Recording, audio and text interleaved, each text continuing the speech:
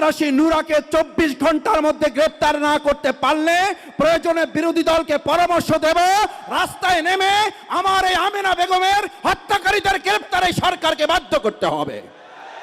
নরসিংদীতে আমাদের 15 বছর বয়সী একটা মেয়েকে গ্যাং রেপিং করা হচ্ছে।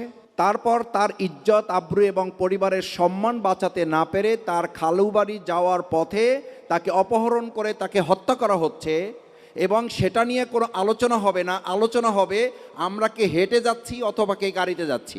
এটা অত্যন্ত দুর্ভাগ্যজনক। এটা বক্তব্যের সাথে শুধু সাংঘর্ষিক নয়, এটা 18 কোটি মানুষের সাথে প্রতারণা করার শামিল। এটা জুলাই যোদ্ধাদের প্রতি প্রতারণা, বিশ্বাসঘাতকতার শামিল।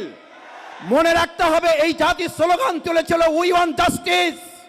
যদি সেই ন্যায়পরায়ণ থেকে বিরোধী দল কিংবা সরকার কেউ ভুলে যায় তাহলে ওই জুলাই যোদ্ধা যারা একটা গুলি করলে একটা সরে বাকিগুলা সরে না, তারা বেঁচে আছে, আবার 5ই আগস্টের জন্য রাস্তায় তারা নেমে আসবে।